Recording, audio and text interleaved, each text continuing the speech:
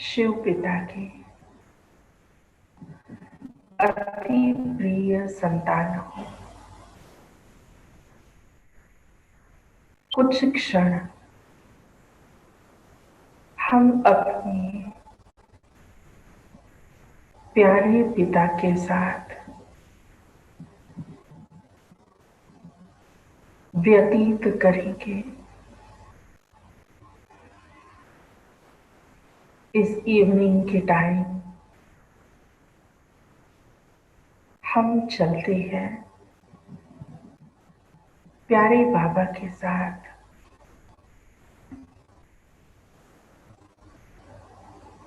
एक बड़ी सी ग्राउंड पर वॉक के लिए।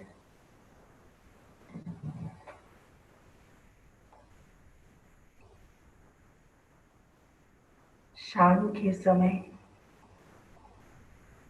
सारे पंछी अपने घोंसले की तरफ जा रहे हैं। मैं आत्मा पंछी शिव बाबा के साथ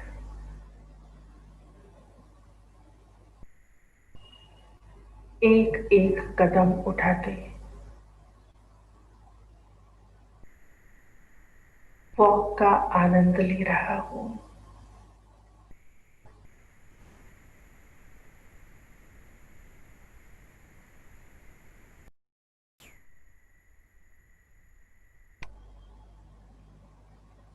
इसी ग्राउंड के एक कोने में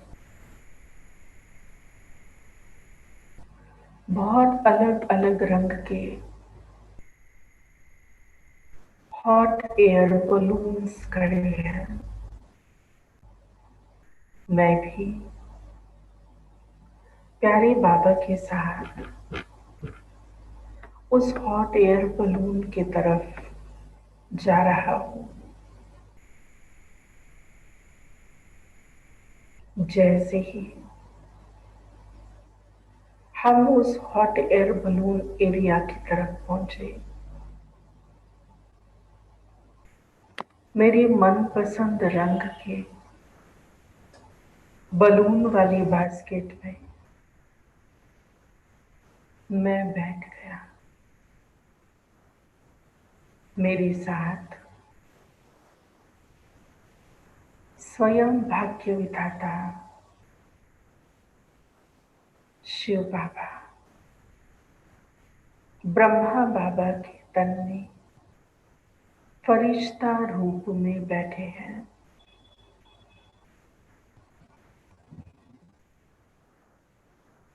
मैंने सेफ्टी बेल्ट्स बांधे और कुछ ही पल में हमारा ये हॉट एयर बलून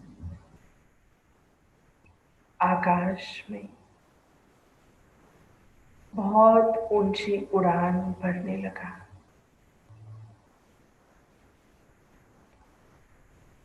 ऊंची ऊंची बिल्डिंगों को क्रॉस करते हम बादलों के बीच पहुंचे और इतनी ऊंचाई से जब दुनिया की किसी भी बात को देख रहे हैं, चाहे बिल्डिंग हो, ट्रेन हो या मोटरें हो, सब बहुत छोटी छोटी नजर आ रही है।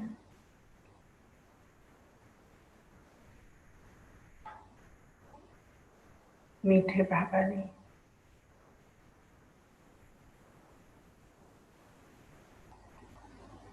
मुझ नन्हे फरिश्ते के मस्तक पर अपना वरदानी हाथ रखा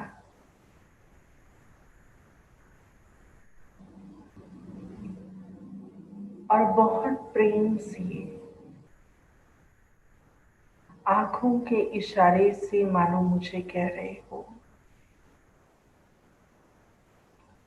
जब भी कोई तकलीफ आए, जब भी कोई समस्या आए, तो मेरे पास आ जाना और अपने विचारों को इतनी ऊंचाई पर ले जाना जहां से हर बात बहुत छोटी नजर आए। सर्वशक्तिमान के साथ मैं आत्मा यह हॉट एयर बलून की जर्नी बहुत एंजॉय कर रही हूँ। प्यारे बाबा ने जैसे ही मेरा हाथ अपने हाथ में लिया, मेरी सारी चिंताएं, सारी परेशानी, गम, सब कुछ मानो बाबा ने अपने पास खींच लिया हो और मुझ में शांति, शक्ति, प्रेम, आनंद, इन सब गुणों को एक स्पिरिचुअल करंट के रूप में मुझ में भर दिया है।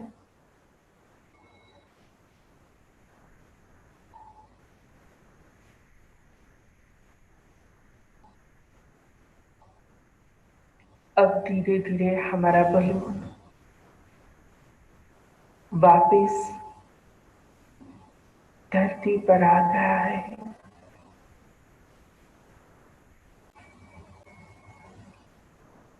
जैसे ही ये ग्राउंड टच हुआ, इंस्ट्रक्शंस के प्रमाण मैंने अपनी सेफ्टी बेल्ट्स खोले और प्यारे बाबा का हाथ पकड़कर मैं फरिश्ता अपनी इस शाम को बहुत खुशी से एंजॉय करते वापिस उस ग्राउंड का एक राउंड लगाकर अपने स्थान पर पहुंच गया हूँ। मैं रिलैक्स हूँ, एनर्जेटिक हूँ और चार्ज हूँ।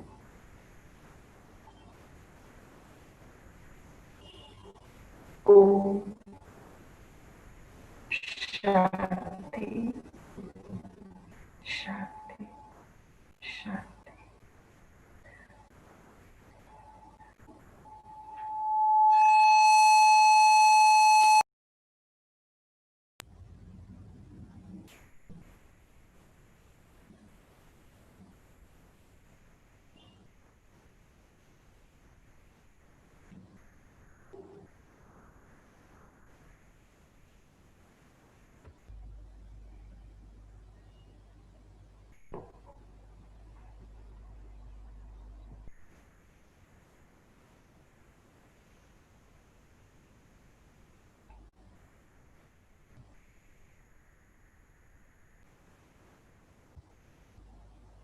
ओम शांति।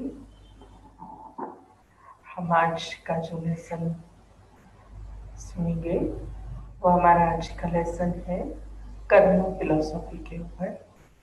हम सभी भारत देश में जन्मी हुई महान आत्माएं हैं।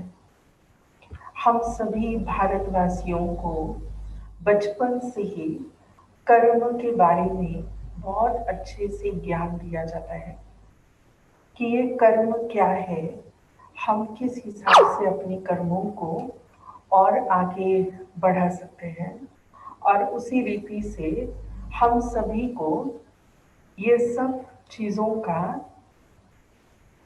ज्ञान अपनी आंख में रखते हुए आगे बढ़ना है।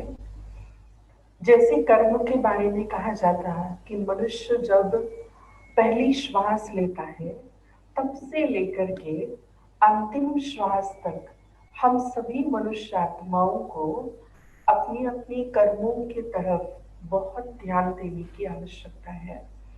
और यही चीज हम सभी जो है वो करते जाते हैं कि किस अनुसार हम हर कोई ये कार्य करते अपने जीवन में आगे बढ़ते रहे।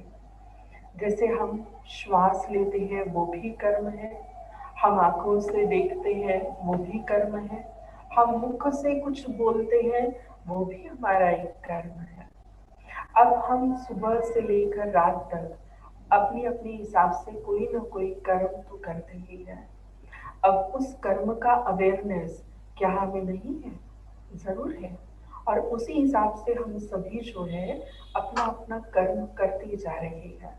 पर फिर भी हर कोई अपने हिसाब से कर्म करते आज जीवन में जो आगे बढ़ रहे हैं, कहीं एक स्थान पर ऐसा हमारे जीवन में एक मौका आता है या एक क्षण आता है कि हमें पीछे मुड़कर देखने की आवश्यकता होती है। ऐसे ही एक बहुत बड़ा एग्जीक्यूटिव जो है अपने कार्य में बहुत व्यस्त रहता था। एक दिन उसके एक जगह कहीं पर उनकी मीटिंग थी और उस मीटिंग के लिए वो भाई साहब आ गए। अब जैसे ही वो मीटिंग के लिए पहुंचे, उस मीटिंग में जाने के पूर्व उनकी जो सबसे महंगी कार है, आज वो उस कार को अपने साथ लेकर आए थे और बहुत ध्यान भी रखते थे उस कार का। अब हुआ क्या कि जब वो कार वहां लेकर के गए, मीटिंग में बैठने वाले थे, तो देखा कि आज कार को पार्किंग के लिए जगह नहीं है। अब जब जगह नहीं मिल रही है तो उन्होंने रोड साइड ऐसी सेफली कार को पार्क किया। अब आप सोचिए कि पूरी मीटिंग में भाई साहब का ध्यान जो है ना, वो ऐसी जगह उन्होंने अपनी चेयर को सेट किया कि जहां से मीटिंग भी वो अच्छे से सुन सके और अपनी कार की तरफ भी ध्यान रख सके। जैसे तैसे 1 डेढ़ घंटे की उनकी मीटिंग पूरी हुई और जैसे मीटिंग पूरी हुई, किसी से भी हाय हेलो करने की बजाय वो पहले पहले अपनी कार की तरफ पहुंचे। जब वो कार की जगह मैंने जहां पार्क की थी वहां पहुंच गए, वहां एक छोटा सा बच्चा, एक 10 11 साल का बच्चा होगा, वो वहां एक हाथ में बड़ा सा पत्थर लेकर खड़ा था। जैसे उसने देखा कि ये कार का ओनर वहां गाड़ी के नजदीक आ रहा है, उसने जोर से पत्थर फेंक कर एकदम न्यू ब्रांड कार पर एक जोर से पत्थर फेंक कर मार दिया। अब जैसे वो पत्थर वहां हिट किया, गाड़ी पे डेंट आ गया। अब ये भाई साहब भी थोड़ा आग बबूला हो गए, बहुत गुस्से में आ गए और फिर बच्चे के ऊपर चिल्लाने लगे। बच्चा वहां से भागा नहीं, कहीं भी जैसे दौड़ा नहीं वहां से, बिल्कुल भी सिचुएशन छोड़कर वहीं से गया नहीं, वो वहीं पर खड़ा था। जब वो बच्चा वहां पर खड़ा था तो वो मालिक, जो वो एग्जीक्यूटिव है, वो वहां पर पहुंचा और उसने पूछा कि तुझे समझ में आता है तूने क्या किया, कितना बड़ा नुकसान किया? तो कहा, अंकल, मैं अपने आप को बहुत समय से यहाँ पर खड़ा रखा हूँ, पर काफी समय होने के बाद भी कोई मेरी हेल्प नहीं कर रहा है और इसीलिए मेरे पास ये आखिरी रास्ता था कि जिस हिसाब से मैं अपनी मुझे जो हेल्प चाहिए उसके लिए मैंने यही तरीका अपनाया। अब वो अंकल पूछते हैं, हाँ बताइए आपकी मुश्किल क्या है? तो कहा, अंकल, मैं और मेरा भाई सॉरी, मैं और मेरा भाई घर में खेल रहे थे। खेलते खेलते मेरा भाई जो है वो चेयर से नीचे गिर गया। अब मैं इतना कैपेबल नहीं हूँ कि मैं मेरे भाई को फिर से चेयर पर बिठा दूँ और हमारा जो खेल आधे में रहा है उसको हम कंप्लीट कर सके। अब आप सोचिए, वो जो बता रहा था, तो उस सब बातों को सुनकर वो एग्जीक्यूटिव ने कार को भी वहीं छोड़ा, वो डेंट को भी वहीं छोड़ा और वो बच्चे के साथ घर गया। और घर जैसे पहुंचा वो छोटे बच्चे के, चारों तरफ खिलौने बिखरे हुए थे और एक बच्चा रो रहा था, व्हील चेयर से नीचे गिर गया था। और जैसे ही वो नीचे गिरा था, उसी वक्त वो बहुत रो रहा था। तो एग्जीक्यूटिव जब वहां पहुंच गया तो उसने वो बच्चे को उठाकर व्हील चेयर पर सेट किया। और जैसे ही वो व्हील चेयर पर बैठा, दोनों भाई बड़े खुश हुए और बहुत थैंक्स करने लगे अंकल को और बहुत आराम से वापस अपना खेल खेलने लगे। अब एग्जीक्यूटिव जब अपनी कार के पास पहुंचा तो उसने देखा, अभी मेरी न्यू ब्रांड कार जो है वो डेंट की वजह से थोड़ी अजीब दिख रही है। पर फिर भी ये डेंट जब जब वो देख रहा था, तब तब उसे उस बच्चे की कही बात याद आ रही थी और उसने ये डिसाइड किया, अभी आज के पास्ट लाइफ में मैं बहुत आगे बढ़ता जा रहा हूँ। कभी पीछे मुड़कर अपने कर्मों को भी देखना चाहिए। और नेचुरली यही बात है कि हम सभी कर्म करते जा रहे हैं, बहुत फास्ट इस युग में कंपटीशन वर्ल्ड में आगे बढ़ रहे हैं और बढ़ना भी चाहिए, विन भी होना चाहिए और विनर भी बनना है। तो उसके लिए हम सभी को ये बात का ध्यान रखना बहुत आवश्यक है कि हम कौन सी स्पीड से जा रहे हैं। थोड़ा सा हमारी स्पीड को हम नॉर्मल करें, पीछे मुड़कर देखें और उसके साथ अपने कर्मों पर भी ध्यान दें।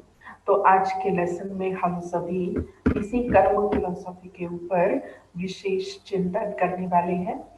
कल हम सभी ने देखा कि ये सृष्टि का चक्र जो है वो 5000 ईयर्स का है और ये 5000 ईयर्स के चक्र में 5 युग आते हैं। इन पांचों युगों में हम क्या क्या करते हैं, कैसे हमारी आत्मा की अवस्था होती है, ये सारी चीजें हमने देखी। आज हमें विशेष अपने कर्म के बारे में ध्यान रखना है और कर्म के साथ जन्म का संबंध है। तो कर्म और जन्म का क्या संबंध है, ये भी हम आज के लेसन में सुनेंगे।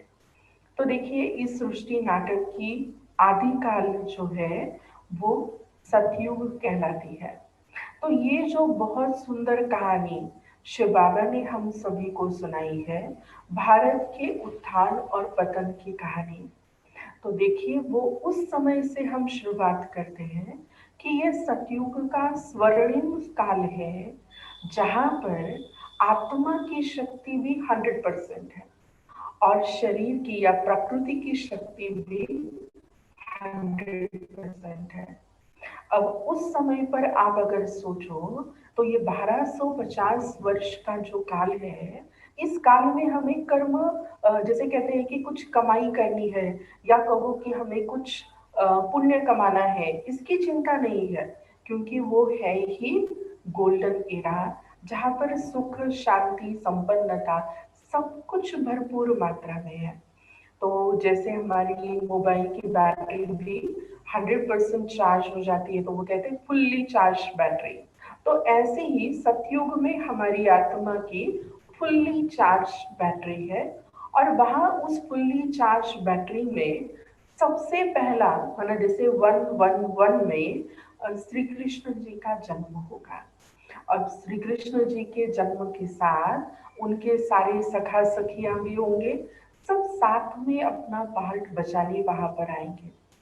क्या हम सभी चाहते हैं कि श्री कृष्ण जी के साथ खेल पाल करें, श्री कृष्ण जी के साथ हम रास रचाएं या उनके दर्शन करें, या हम आज भी उन्हीं के जैसे कहते हैं कि लीलाओं को सुनकर खुश होना चाहते हैं, या उन सभी बातों को हम अपने जीवन में भी अनुभव करना चाहते हैं। तो हम सभी के पास ये एक बहुत सुंदर मौका है, जो भारत के उत्थान और पतन की कहानी शिव बाबा सुना रहे हैं। इस स्वर्ग की दुनिया में ऐसे देवी देवताओं का राज्य है जहां पर सूर्यवंशी घराना होगा। सूर्यवंशी घराने में विशेषता क्या है, तो वो 16 कला संपूर्ण आत्माएं है। जैसे पहले 1 रुपया 16 आने का होता था, तो किसी को कोई बात सत्य है या अपनी सत्यता को प्रतीत करना होता था तो कहते थे कि मैं 16 आने सच बात कह रहा हूँ। तो सतयुग में हम सभी आत्माएं जो वहां पर पाठ बजाएंगी वो 16 कला संपूर्ण आत्माएं कहलाएंगी। अब ऐसी 16 कला संपूर्ण आत्माएं हर कला में प्रवीण, हर बात में संपूर्ण होंगी। अब ऐसी सतयुगी आत्माओं की जनसंख्या जो है वो 9 लाख कहलाती है। अब आप सोचिए कि सतयुग में हम सभी आत्माएं जो जन्म लेंगे वो जन्म 1250 वर्ष में हम सभी सुख शांति समृद्धि में व्यतीत करने वाले हैं। तो हमारा लाइफ स्पैन जो है वो करीब 150 वर्ष से अधिक होगा। अब 150 वर्ष से अधिक अगर एक जीवन है तो ऐसे हमारे 8 जन्म वहां पर होंगे।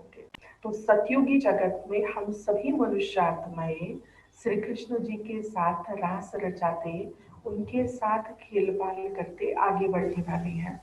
वहां पर जो राज्य होगा वो श्री लक्ष्मी और नारायण का होगा, क्योंकि जब श्री कृष्ण और राधे की स्वयंवर होगा तो स्वयंवर के बाद वो श्री लक्ष्मी और नारायण बनकर राजगद्दी पर बैठेंगे।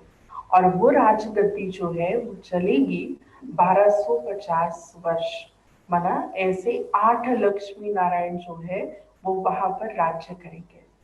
अब आप सोचिए वहां कभी लक्ष्मी नारायण को चिंता करने की जरूरत नहीं है कि उनके खजाने में कितने धन है या कहो कि कितने हीरे जवाहरात हैं, क्योंकि ये सारे खजाने वहां पर भरपूर मात्रा में होंगे। जैसे आजकल कहीं भी कंस्ट्रक्शन आदि चलता है ना, तो वहां पर जैसे रेती कहो, ईंटे और सीमेंट, ये सब कुछ जो है वो कैसे एकदम ढेर का ढेर लगा हुआ होता है। ऐसे ही सतयुगी जगत में चारों तरफ हीरों का, रत्नों का और सोने का ढेर लगा हुआ होगा। वहां पर इतनी प्रचुर मात्रा में ये धन धान्य होगा कि वहां हर एक का घर सोने का बना हुआ होगा। और सोने की ईंटों से बने हुए घर में हम सभी वहां वास्तव्य करें। ऐसे सतयुगी जगत में हम सभी आत्माओं के कर्म ऊंचे पे ऊंचे हैं। जितना हमने कर्म की कमाई करके रखी है उस कर्म की कमाई को हम सिर्फ वहां पर खर्च करेंगे इन द सेंस नेचुरली वो आत्मा की बैटरी वहां पर यूज होती जाएंगी। अब सतयुग के 8 जन्म हमने बहुत सुंदर बिताए। अब उसके बाद आया त्रेता युग। त्रेता युग में जब हम प्रवेश करते हैं तो हम सूर्यवंशी घराने से चंद्रवंशी घराने में और क्षत्रिय कुल में आते हैं। अब देखिए श्री कृष्ण के हाथ में हम सभी ने मुरली या बांसुरी देखे थे। अब श्री राम जी के हाथ में धनुष बाण है। अब धनुष बाण जो है वो क्षत्रियता का प्रतीक हम सभी जानते हैं। अब वो चंद्रवंशी घराने में जो आत्माएं हैं उनके 14 कलाएं हैं। वो 14 कला है, 16 कला संपूर्ण कहा, पर वो 14 कला संपन्न आत्माएं हैं। अब वो ऐसी आत्माएं जो है वो त्रेता युग में आई जहां पर चांदी का युग है। अब ऐसे स्वर्णिम युग से हम सिल्वर एज में आए, वहां भी सुख ही सुख है। पर as compared to golden era, silver era में नेचुरली वो सुख जो है वो कम हो जाता है। अब फिर भी वहां पर सुख शांति संपन्नता सब कुछ भरपूर मात्रा में है। अब जैसे कर्म, जैसे आत्मा की सतो प्रधानता पहले थी, तो अब आत्मा जो है वो त्रेता युग में सतो गुणी बनी है। अब प्रधानता कम हो गई और सतो गुणी बन गई। इसके आधार से त्रेता युग में कर्म करने का, जैसे कर्म जो है हमारे वो आत्मा की शक्ति के हिसाब से बने हुए हैं। और उसी लिए आत्मा का जैसे क्वालिफिकेशन हुआ कम तो जन्मों की संख्या बढ़ गई। और इसीलिए वहां पर क्षत्रिय घराना जो है वहां हम सभी आत्माएं जन्म लेते हैं भारा। तो त्रेता युग में हम सभी मनुष्य आत्माएं वहां जन्म लेंगे भारा। अब 12 जन्म जो हमने लिए और सतयुग के 8 जन्म, तो ये 20 जन्म, सतयुग के 8 जन्म, त्रेता युग के 12 जन्म, हम सभी ने जो 2500 वर्ष अनुभव किया, वो हमने जो अनुभव किया, जो आत्मा की बैटरी यहाँ फुल चार्ज है, उसी बैटरी को हम यूज या खर्च करते जा रहे हैं। अब जैसे जैसे वो खर्च होती जाएगी, नेचुरल है कि एक समय आएगा कि जिस घड़ी हमें परमात्मा ये कहेगा अभी आप इस बैटरी को यूज नहीं कर सकते।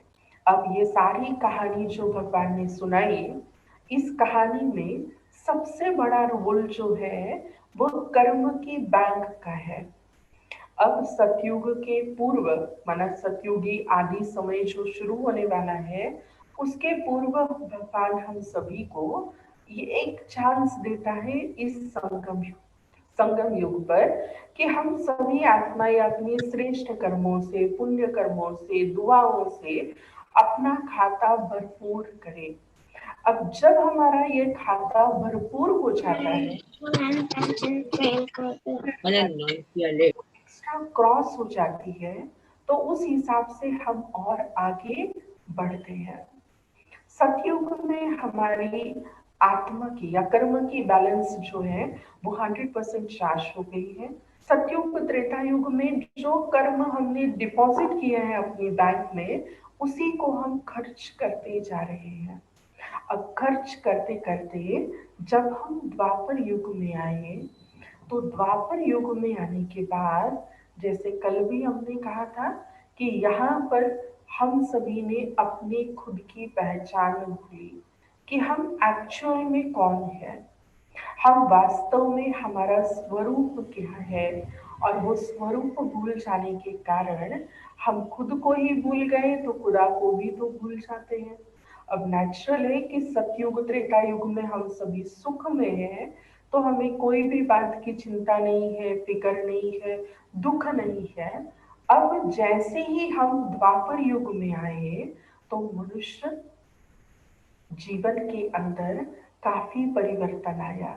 ये परिवर्तन इस हिसाब से है क्योंकि आत्मिक शक्ति कम हो गई है और प्राकृतिक शक्ति बढ़ने के कारण अब इंद्रियों के गुलाम हम आत्माएं बनी।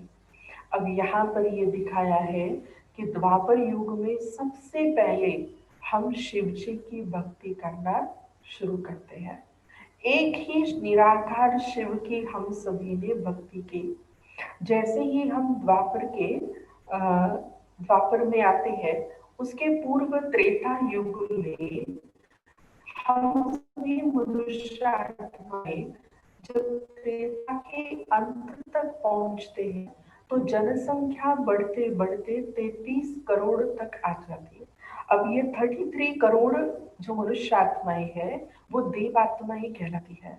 जब हम द्वापर युग में आते हैं, तो हम ही अपनी खुद का पूजन पठन करना शुरू करते हैं, क्योंकि हमें पहचान नहीं है अपनी।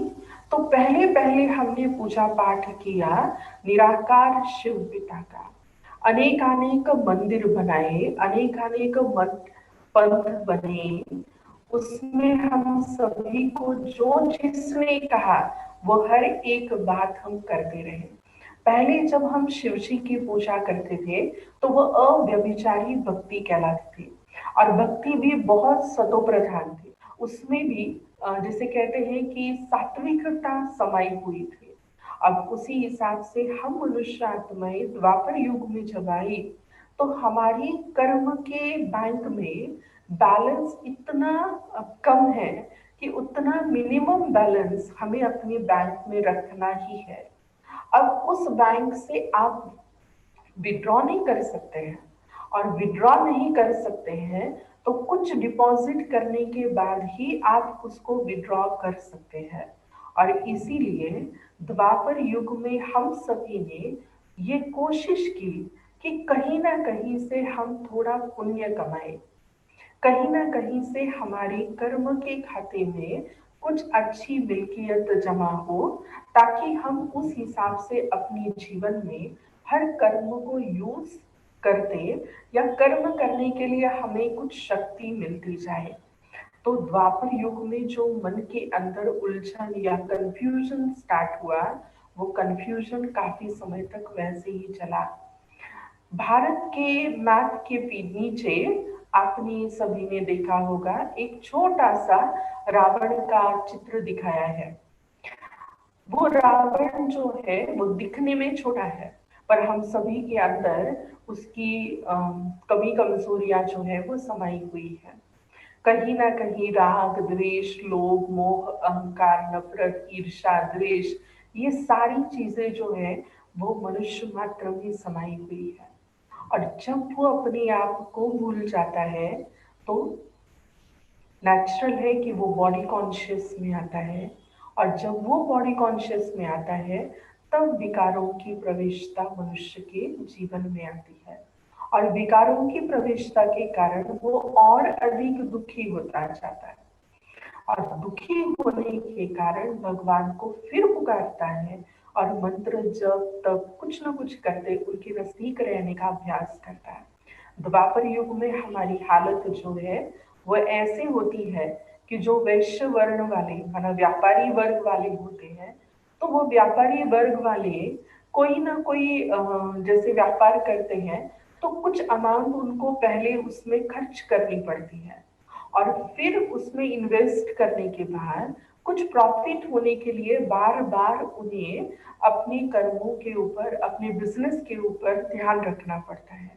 तो ऐसे ये वैश्य वर्ण वाली आत्माएं हम बनी कि कुछ हमने अच्छा पुण्य कमाया, और उस कमाई के साथ साथ हमने द्वापर युग में और अच्छे कर्म जो है वो करना, और उसके साथ अपने कर्म का हिसाब जो है वो जोड़ना शुरू किया। अब द्वापर युग में क्या हुआ कि हमारी कमाई अठन्नी है और खर्चा रुपया हुआ। अब अठन्नी कमाई होगी और खर्चा रुपया होगा, तो नेचुरल है कि हमें कर्जा लेना पड़ेगा। तो द्वापर युग से हमारे ऊपर नकारात्मक या विकर्मों का जो कर्जा है वो बढ़ता गया। अब द्वापर युग में हम सभी मनुष्य आत्माओं के जन्म जो है वो 21 जन्म होते हैं। तो लाइफ स्पैन नेचुरली कम हो गया। हम मनुष्य आत्माएं जो है वो भी, उसकी जो ताकत थी वो भी कम होती गई है। अब जब हम भक्ति करते करते इस रावण राज्य में और आगे बढ़े, तो 1250 वर्ष पूरे हुए। और 1250 वर्ष के बाद आया कलयुग। कलयुग में तो हर मनुष्य आत्मा जो है वो कलाहीन बन गई है। पशु तुल्य उसका व्यवहार होता गया है। कलयुग में कलह क्लेश वाला युग कहा जाता है। कलयुग के अंदर हम सभी मनुष्य आत्माएं देवी देवताओं की स्थापना करते हैं, उनकी पूजा अर्चना करते हैं, फिर हम ही उनका विसर्जन भी करते हैं।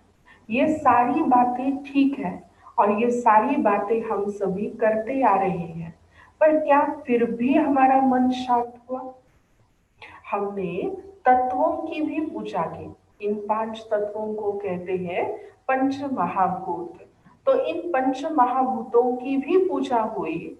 और इस कलयुग में हम सभी मनुष्य आत्माएं कलाहीन बन गए, शूद्र वर्ण के बने, क्योंकि हम कर्म के हिसाब से भले ही अलग अलग कुल में हमने जन्म लिया होगा, पर हम सभी जो है वो कर्म से शूद्र बनते गए हैं, विचारों से हम शूद्र बनते गए हैं। यहाँ पर परमपिता परमात्मा ने हम सभी को ये वर्ण अपने कर्म के हिसाब से बताए हैं। अब आप सोचिए, हम शूद्र वर्ण के बने, माना हमारे विचारों में शुद्धता आई। बहुत छोटी छोटी बातों में मनुष्य जो है वो मायूस हो जाता है, निराश हो जाता है, हताश हो जाता है। वो ये सोचता है कि नहीं, हमारे जीवन को समाप्त करना यही हमारे जीवन का मेन जिसे सॉल्यूशन है। पर प्रॉब्लम्स तो बढ़ते जा रहे हैं, प्रॉब्लम्स के साथ उसका सॉल्यूशन भी है। पर अपने जीवन को खत्म करना ये कोई भी प्रॉब्लम का सॉल्यूशन नहीं है। कलयुग के अंदर कहते कि मौत का बाजार गर्म हुआ है। आज अगर चारों तरफ का वातावरण देखेंगे हम, तो हर रोज न्यूज में कोई ना कोई बात हमें सुनाई पड़ती है। चाहे वो कोविड-19 की हो, चाहे कहीं पर प्राकृतिक कोई आपदा आई हो, चाहे कहीं पर एक्सीडेंट हुआ हो, तो ये सारी बातें जो है हम सभी को सुनाई देती है कि इस कलयुग के अंदर मनुष्य आत्माएं जो है वो अति दुख में, अति परेशानी में चल रहे हैं। अब ऐसी कलयुगी आत्माओं का जो जन्म है वो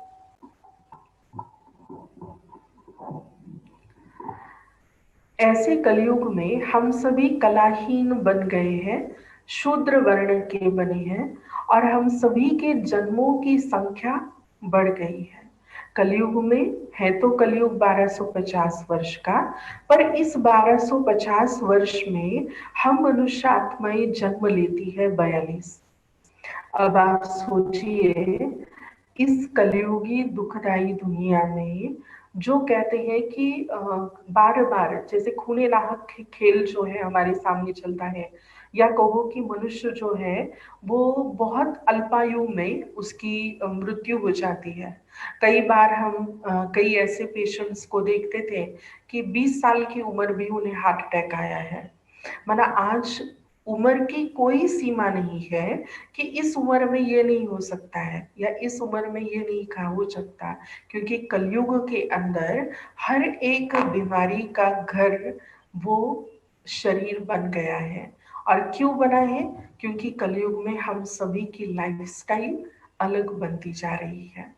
अब इस कलयुग के अंदर हम सभी रहते हैं जहाँ पर साधु समाज शांति स्थापन करने के लिए अलग अलग प्रयास कर रहे हैं, बहुत कुछ कोशिश करते जा रहे हैं, पर फिर भी इस कलयुग के अंदर जो हमारा जैसे कहते हैं उन्नति होनी चाहिए, उसके बजाय हम और ही नीचे अधःपतन की ओर बढ़ते जा रहे हैं।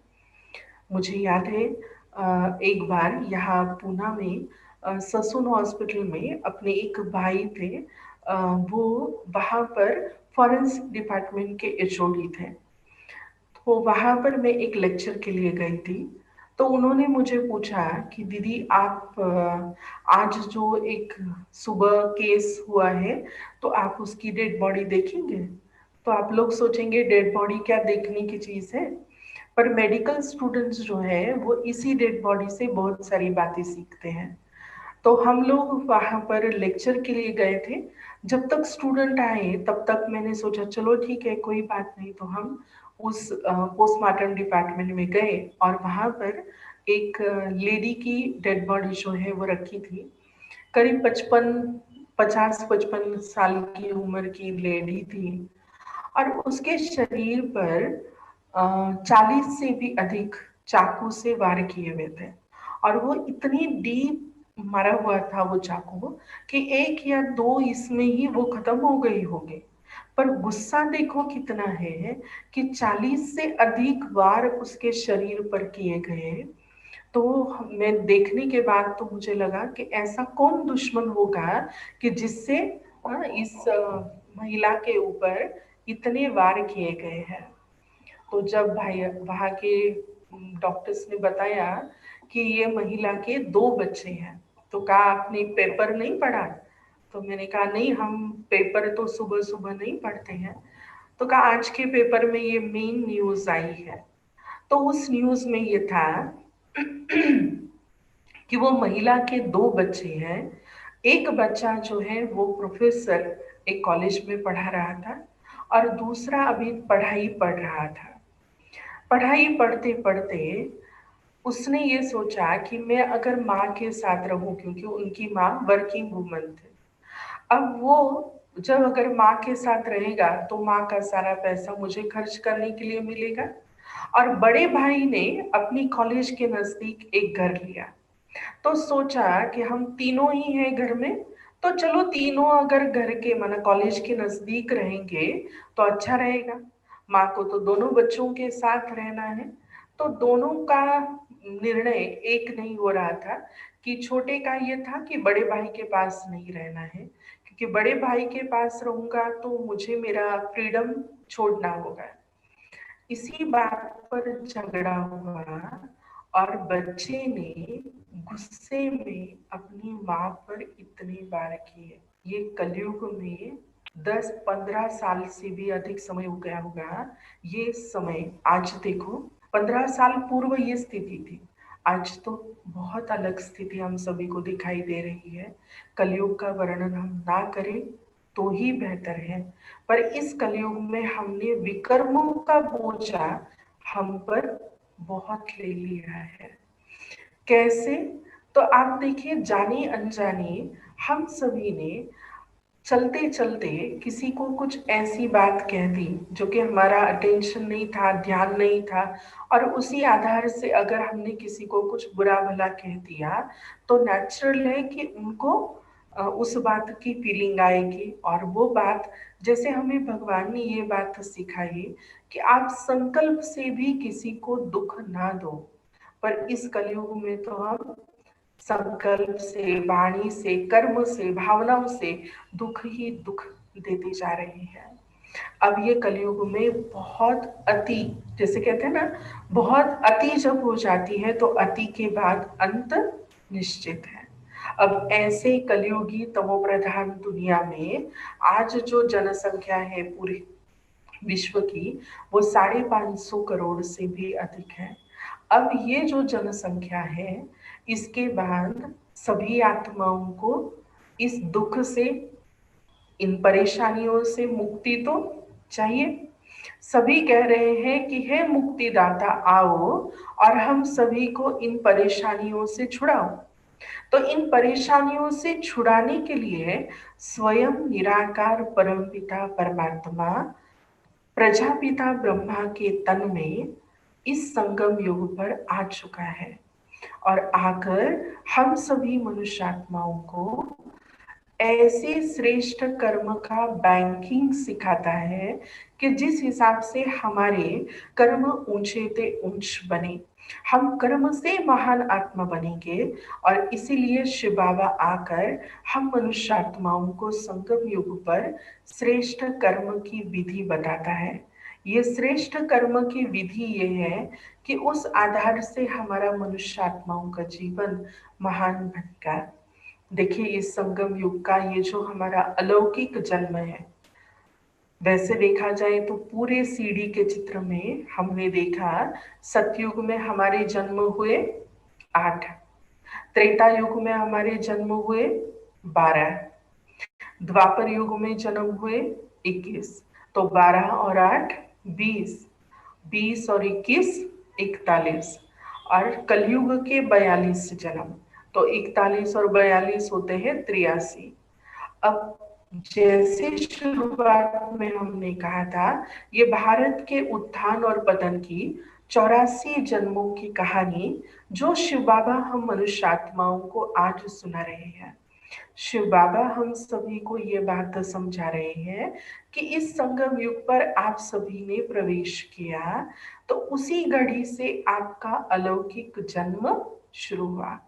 इस अलौकिक जन्म में एक अच्छे ते अच्छा कर्म करेंगे तो परमपिता परमात्मा कहते 1000 गुना मदद करने मैं आऊंगा। अब आप सोचिए, एक का पदम गुना हमें रिटर्न मिलेगा।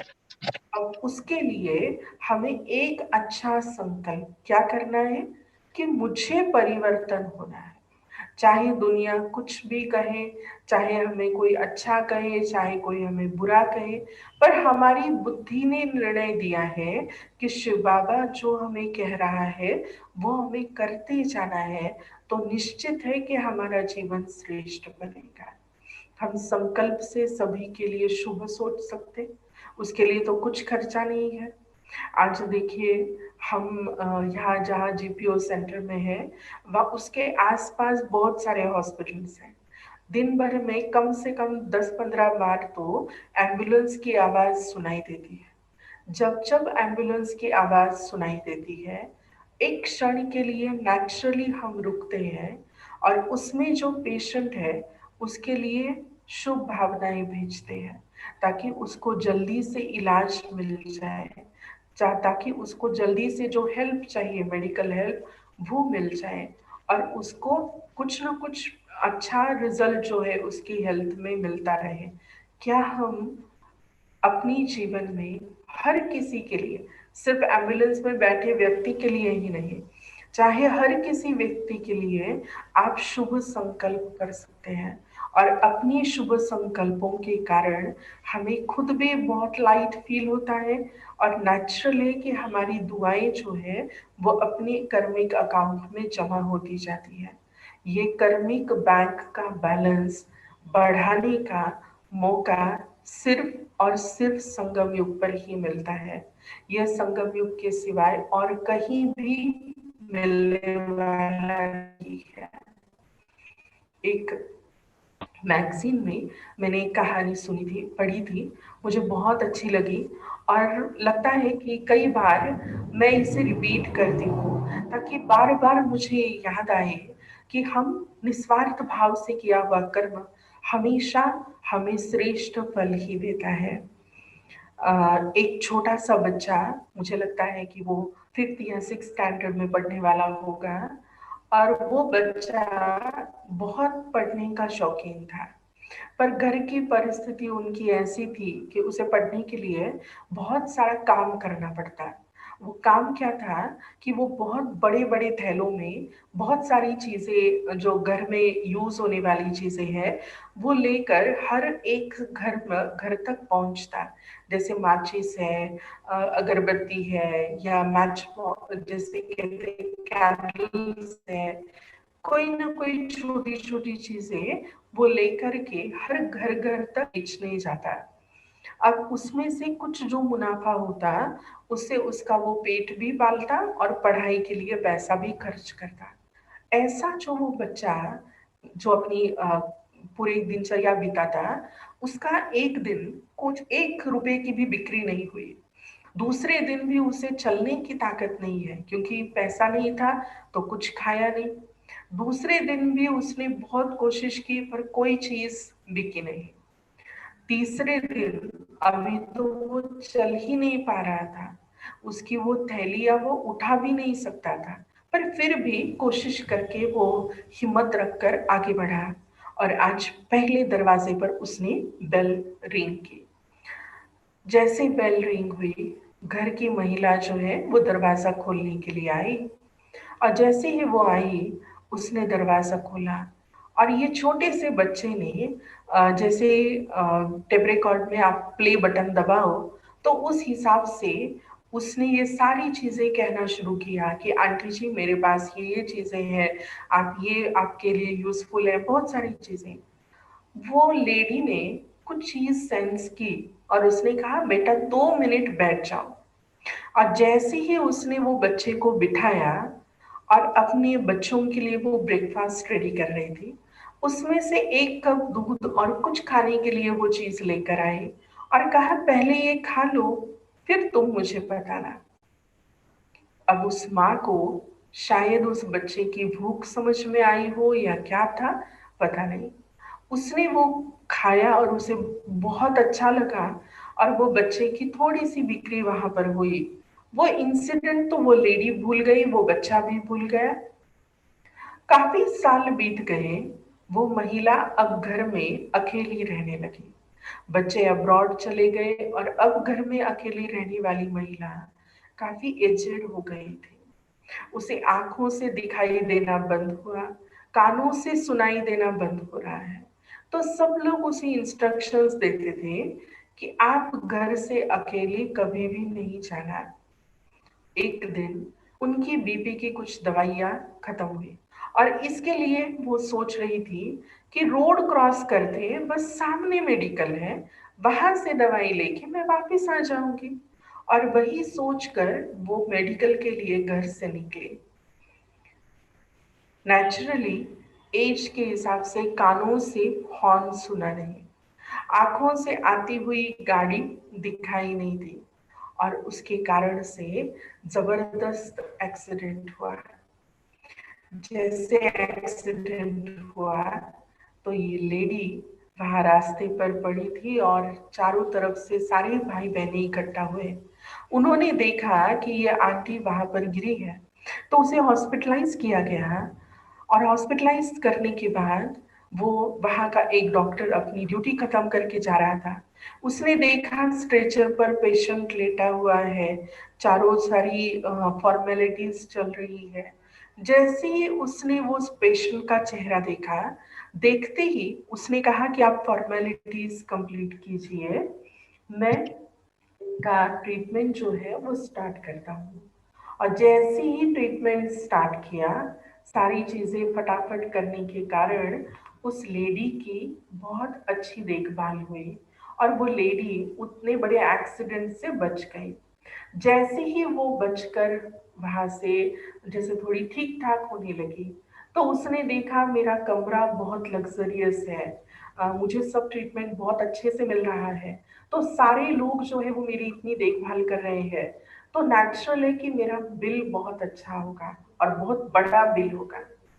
वो जब उनके पास बिल की डिमांड की, और सारी बिल्स जो है आपको पता होगा कि मेडिसिन का बिल इतना, ऑपरेशन थिएटर का चार्ज इतना, तो कुछ 5-6 पेज का बड़ा लंबा बिल वो लेडी के सामने लाया गया।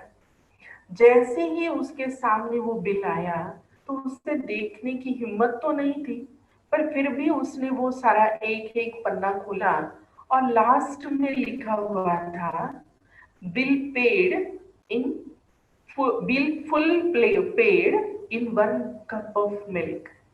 आप सोचिए, वो उस लेडी को कुछ बात समझ में नहीं आई कि ऐसे कैसे लिखा है कि 1 कप दूध में सारा बिल पेड हो गया। वो डॉक्टर कुछ समय के बाद उसके सामने आया और उसने कहा, आंटी जी आप मुझे भूल सकती है, पर मैं आपको कभी नहीं भूल सकता, क्योंकि कुछ वर्ष पूर्व आपके घर में ऐसे ऐसे छोटा बच्चा आया था। अगर उस दिन आपने मुझे वो दूध ना पिलाया होता, तो आज ये डॉक्टर आपके सामने खड़ा ना होता। आप सोचिए, निस्वार्थ भाव से किया हुआ एक छोटा सा कर्म अगर हम अच्छे से अच्छी भावना के साथ करते हैं, तो उसका इंटरेस्ट के साथ रिजल्ट हमें अवश्य मिलने वाला है। तो संगम युग पर शिव बाबा हम सभी को यही प्रेरणा देते हैं कि हम अच्छे से अच्छे कर्म करें, क्योंकि अच्छे कर्म हमें किस लिए करने हैं, क्योंकि हमारा अगला जन्म जो है वो ऊंचे पे ऊंचा हो। तो शिव बाबा ने जो हमें कहा कि मैं आपको 84 जन्मों की कहानी सुनाता हूँ, तो ये 84वां जन्म कौन सा, क्योंकि हमने कैलकुलेशन किया तो ये 83 बर्थ ही हो रहे हैं। तो 84वां बर्थ जो है वो इस संगम युग का है, जो अलौकिक जन्म हमें शिव बाबा से मिला। तो ये 84वां जन्म बहुत बहुत इंपॉर्टेंट है, क्योंकि डायरेक्ट शिव बाबा से मिला हुआ हमारा ये जन्म है। दूसरी बात, जो हम मनुष्य आत्माएं सुनते आए, तो हमें एक बात बहुत क्लियर करनी है यहाँ पर कि हम मनुष्य आत्माएं 84 लाख जन्म नहीं लेती, पर 84 जन्म हम मनुष्य आत्माएं लेती है। ये 84 जन्म जब हमारा होता है, 84वां जन्म, तो हमें हमारे जीवन का लक्ष्य मिलता है। ये जो लक्ष्य शब्द है ना, इसी शब्द के अलग अलग अर्थ मनुष्य ने किए हैं। लक्ष्य शब्द का न्यूमेरिकल मीनिंग होता है लाख, जो 84 लाख जन्म के बाद मनुष्य आत्मा मनुष्य बनती है। अब आप सोचिए, जो बीज हमने लगाया, ये चित्र में दिखाया है, आम का बीज अगर किसी ने बोया तो उस वृक्ष को आम ही आएंगे। अगर केले का बीज बोया तो उस वृक्ष को केले ही आएंगे। उसी प्रमाण मनुष्य आत्मा जब मनुष्य शरीर छोड़ती है, तो वो ना ही कोई शेर बकरी या गाय का जन्म लेती है, पर मनुष्य आत्मा मनुष्य शरीर छोड़ने के बाद मनुष्य तन ही धारण करती है। और इस अंतिम 84वें जन्म में हमें शिव बाबा ने कहा कि लक्ष्य शब्द के 2 मीनिंग, जो एक न्यूमेरिकल मीनिंग है लाख, और दूसरा अर्थ जो है लक्ष्य का एम ऑब्जेक्ट है। हमारे जीवन का एम ऑब्जेक्ट है लक्ष्मी नारायण समान बनना। और तीसरा मीनिंग है लक्ष्य का, लक्ष्य देना माना अटेंशन देना। तो अब इस घड़ी से हमें संगम युग पर अपने कर्म पर, बोल पर, संकल्प पर अटेंशन देने की आवश्यकता है। इसलिए मनुष्यात्मा 84 लाख जन्म नहीं लेती, पर 84 जन्म धारण करती है। और यहाँ पर भी यही दिखाया है कि मनुष्य आत्मा कैसे एक जन्म से जैसे बाल, किशोर, युवा, वृद्ध अवस्था तक पहुंचती है, और फिर ये साइकिल जो है वो कैसे रिपीट होता जाता है। तो हमें ये ध्यान रखना है अपने विचारों पर, क्योंकि विचारों पर जितना ध्यान रखेंगे तो वही हमारे शब्द बनते हैं। नजर रखो अपनी शब्द पर, क्योंकि वो कार्य बनते हैं। नजर रखो अपने कार्य पर, क्योंकि वो स्वभाव बनता है। नजर रखो अपनी स्वभाव पर, क्योंकि वो आदत बनती है। नजर रखो अपनी आदत पर, क्योंकि वो चरित्र बनता है। नजर रखो अपनी चरित्र पर, क्योंकि उसी से जीवन आदर्श बनता है। तो हम अपने जीवन को आदर्श बनाना चाहते हैं, तो इसीलिए हमें अपने ऊपर ये नजर रखनी है। ये लॉ ऑफ एक्शन है कि जैसा हम देंगे वैसा हम सभी को मिलेगा। ये तो हम सभी को पता है कि अगर आप आनंद दोगे तो हमें आनंद मिलेगा, हम सुख देंगे तो हमें सुख मिलेगा, हम दुख देंगे तो हमें दुख ही मिलेगा। तो उसी लॉ के हिसाब से हमें देना क्या है, जो हमें चाहिए वो हमें रिटर्न में देना भी होगा। तो हमें देना कैसे है? हमें अपने कर्म से, शब्द से और वाइब्रेशन से हम पूरे विश्व को देते रहते हैं, और पूरे विश्व के साथ ये तीनों चीजें कम्युनिकेट करते हैं। तो आज से हम अपनी शब्द के ऊपर, अपनी बोल के ऊपर, अपनी वाइब्रेशंस के ऊपर अटेंशन रखेंगे, और उसी अटेंशन के साथ हम अपनी इस संगम युगी जन्म का निश्चित सही उपयोग जो है वो करेंगे। और सही उपयोग करेंगे तो हमारा खुद का जीवन शक्तिशाली होगा। चाहे आजू बाजू में कैसा भी वातावरण हो, हम स्वयं को शक्तिशाली अनुभव करेंगे, और उसी शक्ति के साथ हम अपनी संगम युगी जीवन की कमाई की तरफ और अटेंशन देते जाएंगे। क्योंकि ये हमारा लास्ट बर्थ है, 84वां जन्म है, जिसमें शिव बाबा ने हम सभी को एक मौका दिया है, जो त्रेता द्वापर युग और कलयुग के 63 जन्मों के विकर्मों का खाता है, उसे भी कम करना है। और 21 जन्मों की कमाई जो है वो भी इसी जन्म में हमें ध्यान में रखनी है।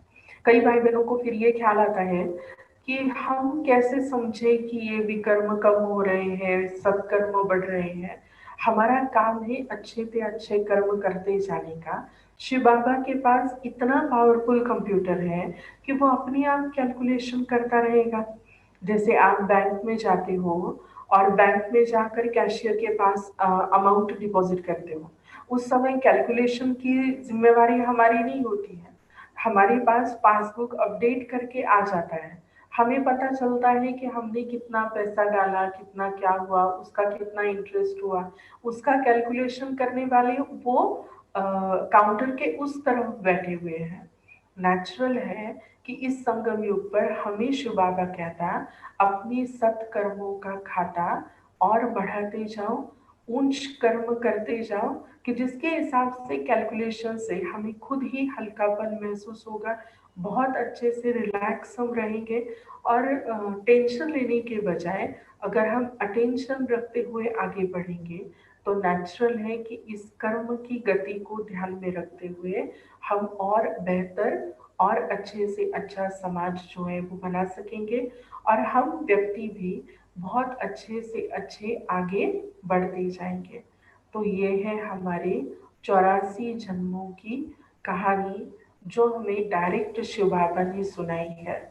आज से, अब से, इस घड़ी से हम अपने सत्कर्मों पर, पुण्य कर्मों पर, दुआओं पर अटेंशन रखें। बहुत छोटी छोटी बातों में हमें दुआएं जमा करनी है, और वो जमा का खाता जो है हमें लास्ट तक मदद करेगा, क्योंकि हमारे साथ जाने वाला भी ये कर्म का ही खाता है। तो हम अब यहाँ पर ही आज पूरा करते हैं। ये कर्म 84 जन्मों की कहानी जो है वो हम सब ने देखी कि सतयुग में कैसे 8 जन्म, त्रेता युग में 12 जन्म, द्वापर युग में 21 जन्म, कलयुग में होते हैं 42 जन्म, और संगम युग का 1 जन्म जो सबसे महत्वपूर्ण है, सबसे इम्पोर्टेंट है। इसी पर हमें अपना पूरा ध्यान केंद्रित करना है। कल के लेसन में हम सभी सुनेंगे जो राजयोग का आधा पार्ट हमने पहले किया था। राजयोग की से हमें क्या क्या प्राप्तियां होती है। अब ये राजयोग जीवन पद्धति है, एक लाइफस्टाइल है जिसको हमें अपनी जीवन में अडॉप्ट करना है, और उसी से हमें शिव बाबा के साथ गहरा कनेक्शन जोड़ने में मदद होगी। तो हम कल के लेसन में सुनेंगे। आज के लेसन को हम यहीं पर पूरा करते हैं, और शिव बाबा को थैंक्स भी करेंगे। आप सभी को भी थैंक यू जो इतना समय निकाल कर आप बैठे हैं। अभी और 5-7 मिनट हम शिव बाबा को याद करते हैं।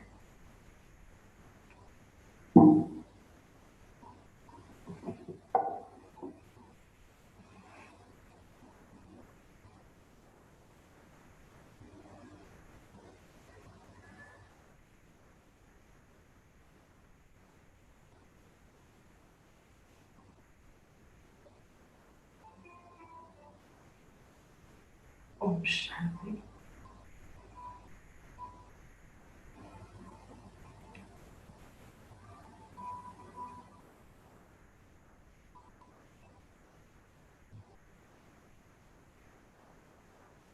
मस्तक के मध्य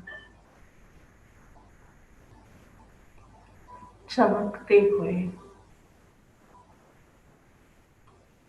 सितारे को देखें।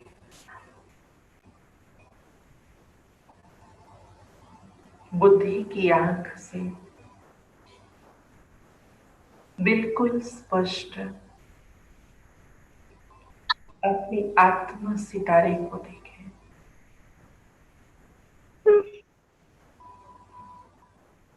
मैं आत्मा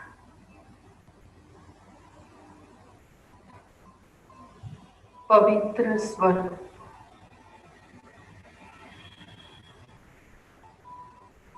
मुझ आत्मा से निकलने वाला यह पवित्रता का प्रकाश मेरे चारों ओर फैल रहा है।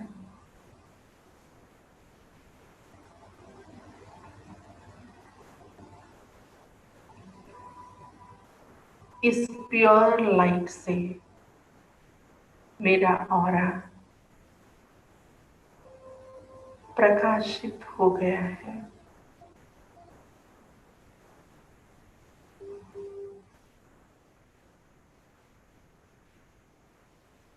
अब अपने 5 तत्वों के शरीर के सामने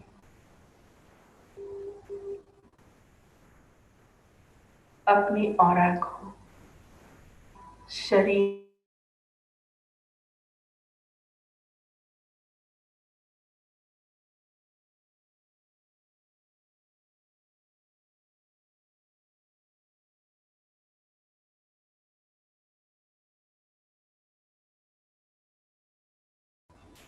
में एंजल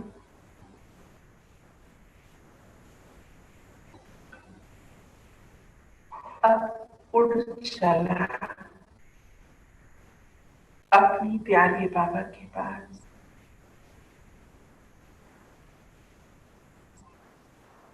अपनी एंजल वर्ल्ड में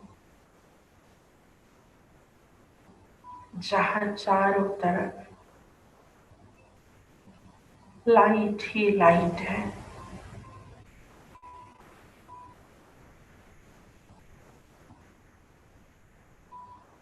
आज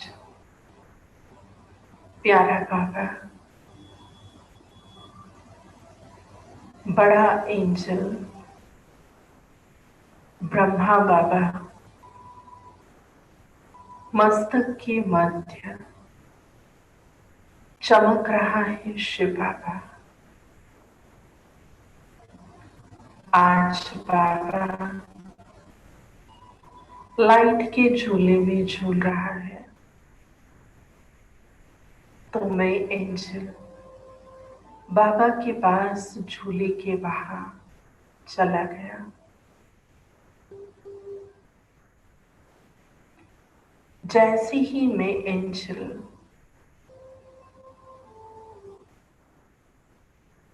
बाबा के करीब पहुंचा, प्यारा बाबा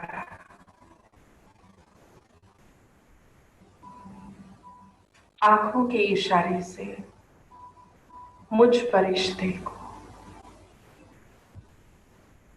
झूले पर बैठने के लिए कह रहा है। मैं एंजल बाबा के पास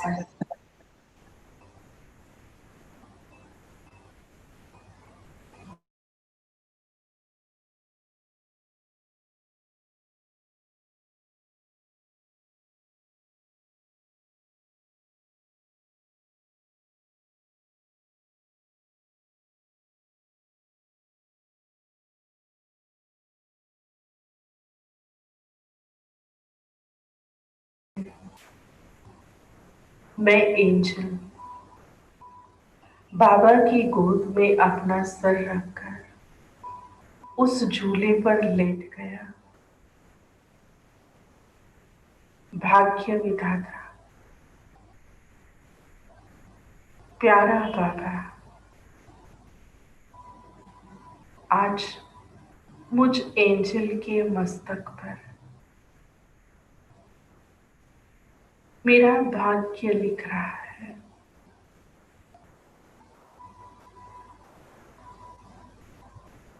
बहुत ध्यान से बाबा मेरा भाग्य लिखता जा रहा है।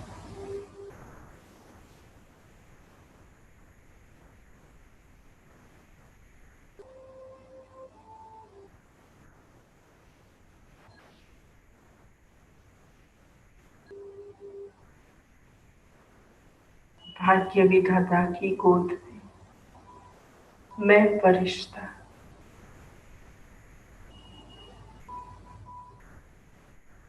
अपनी भाग्य पर मुझे बहुत गर्व हो रहा है। बाबा का वरदानी हाथ मेरे माथे पर है।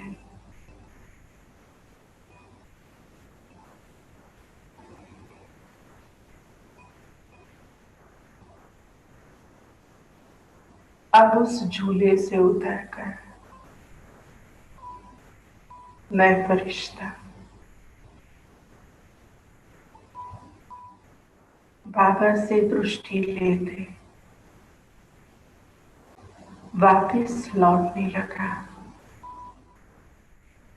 तब बाबा ने एक कलम मेरे हाथ में दी और कहा, मीठे बच्चे, अपनी श्रेष्ठ और ऊंचे भाग्य को लिखने की कलम,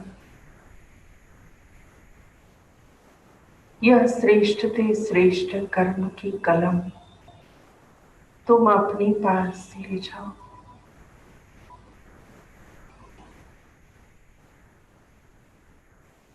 उस कलम को हाथ में लेकर मैं फरिश्ता वापस अपने स्थान पर लौट रहा हूँ। बाबा का बारंबार शुक्रिया करते पुनः इस आवाज की दुनिया में आया।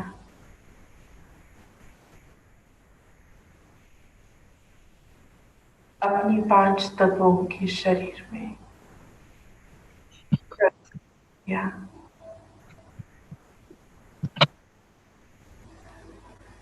खुद फील कर रहा हूँ।